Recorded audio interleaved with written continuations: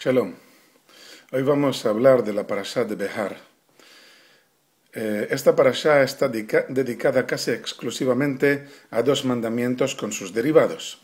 Estos dos mandamientos son el año sabático, en hebreo Shemitah, y el jubileo, que en hebreo se llama Yovel. El año sabático es el último en un ciclo de 7 años. La Torá nos prohíbe el trabajo del campo durante este año.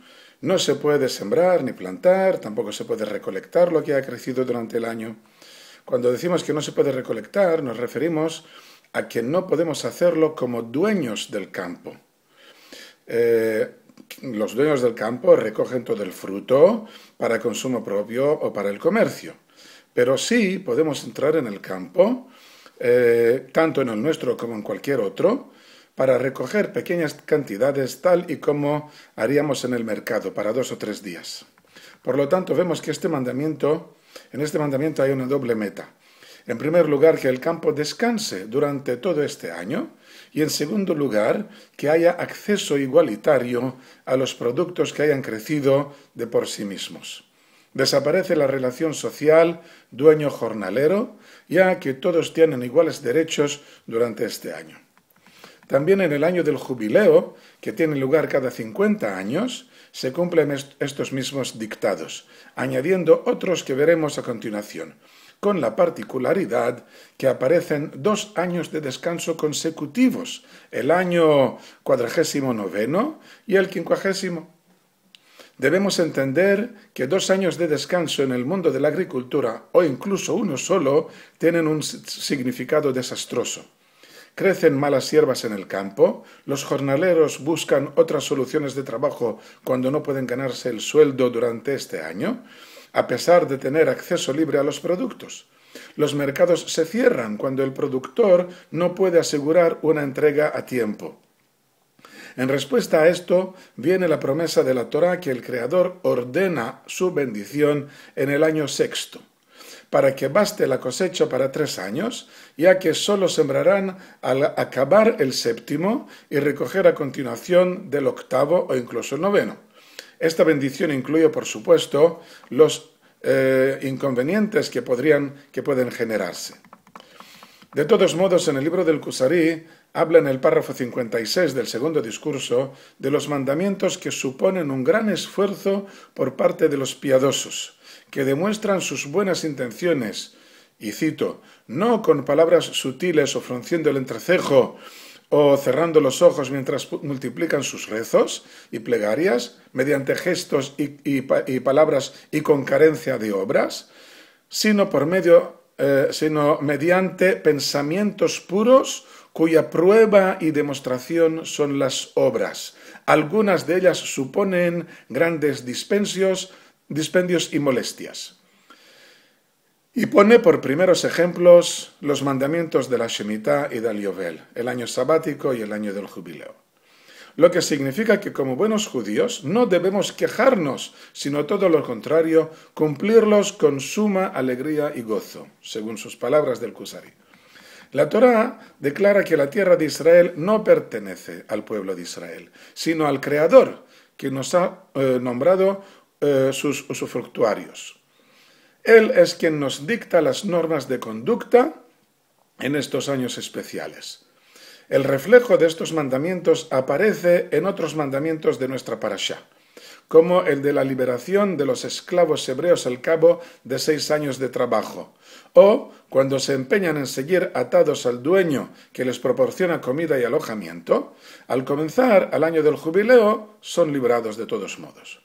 Pero esto no comienza aquí, sino que debemos evitar que un miembro de nuestro pueblo llegue a la situación que lo convierta en un esclavo, apoyándolo cuando comienzan a fallar sus finanzas, para que no se desmorone y se convierta en un lastre para la sociedad.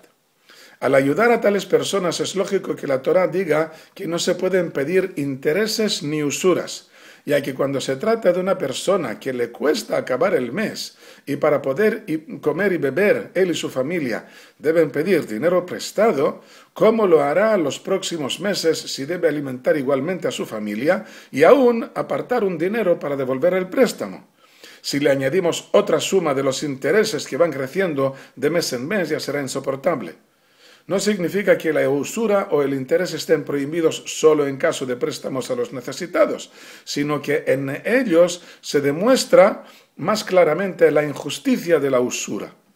El motivo es que el préstamo a quien lo necesita no es un acto financiero por el que debas recibir unas ganancias materiales, sino que es un acto de caridad, de amor al prójimo, y es un contrasentido gravísimo convertirlo en un negocio.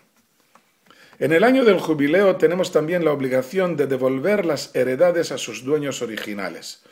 Al entrar a la tierra de Israel, cada tribu y cada familia recibió su parcela, y las transmite a sus hijos generación tras generación. Cuando uno de ellos, como resultado de malas gestiones o reveses de la vida, se ve obligado a vender un trozo de su parcela, los parientes más cercanos están obligados a rescatarla para que no salga de la familia. El mismo propietario tiene la obligación de hacer todo lo posible para rescatar la parcela, pero de modo que asegure que no volverá a ser vendida, ya que si toma préstamos para llevar a cabo la gestión, seguramente tendrá que volver a venderla para devolver el préstamo. Se le exige, por lo tanto, que multiplique sus esfuerzos diarios y restablezca su estabilidad. En todo caso, cuando llegue el año del jubileo, le será devuelta su parcela completamente gratis. Esto significa que los rescates que deben pagar el dueño o sus parientes no es el precio completo por el que ha sido vendida, sino que se calcula el tiempo que falta hasta el año del Yovel, y se paga la diferencia proporcional, descontando los años que el comprador ha disfrutado de la parcela. Hablando de las parcelas, vemos las diferencias que hay entre parcelas de campo, con sus respectivas casas, y las construidas en ciudades amuralladas. Yo veo una clara preferencia en la Torá por las casas de campo sobre las de la ciudad, ya que en aquellas pueden rescatarse hasta el año del jubileo, y en todo caso son devueltas junto con el campo, mientras que las casas de la ciudad tienen un solo año para ser rescatadas y si no se aprovecha la oportunidad se pierde el derecho a redimirlas. La Torá añade unas restricciones interesantes, ya que la ciudad, allende sus murallas, debe estar rodeada por unos jardines o por lo menos por un terreno de unos 500 metros libre de obstáculos, donde se construyen rediles para los animales de los ciudadanos antes de llegar a los campos en los que crecen árboles de cultivo, abriendo la ciudad al aire libre. La Torá dice que este terreno no puede convertirse en huerta, pero tampoco puede construirse al querer ampliar el recinto amurallado de las ciudades. Por lo tanto, la urbe queda destinada a quedar del mismo tamaño para siempre. Por lo tanto, cuando sus habitantes se multiplican de modo que no hay lugar para todos ellos, algunos de ellos, tal vez los más jóvenes emprendedores, deberán marcharse para fundar otro asentamiento, evitando que la ciudad se convierta en una metrópoli desconectada de la naturaleza. La parashá acaba exponiendo el caso de los esclavos hebreos, que no pueden ser maltratados ni debe permitirse que sean maltratados por otros. El esclavo en Israel no es más que un asalariado, como ya lo hemos visto en el libro de Shemot, el libro del Éxodo, en el capítulo 21, atado a su amo por un contrato. Cuando un hijo de Israel entra en graves deudas, o en peores casos se convierte en un ladrón para intentar conseguir el sustento y no puede restituir luego lo robado, un terrateniente le paga las deudas a los acreedores y el deudor se convierte en su asalariado, en su esclavo. Pero ya vimos que la misión del amo es la de rehabilitar al judío que no ha sabido administrar sus pertenencias y por eso había entrado en deudas. Durante 6 años, el deudor se convierte en un asalariado con unos derechos sociales especiales que cubren por completo las necesidades básicas de toda la familia. Y cuando acaba el proceso de recuperación, su amo le proporciona lo necesario para poder comenzar una vida nueva sin tener que depender de los prestamistas. un sistema social muy avanzado, no solo para aquellos tiempos remotos, sino incluso para los tiempos modernos, en los que la sociedad puede convertirse en una jungla muy peligrosa y cruel. La sociedad en la Torá tiene un valor enorme y los mandamientos que vemos aquí nos presentan una pequeña pero valiosa muestra. Shalom.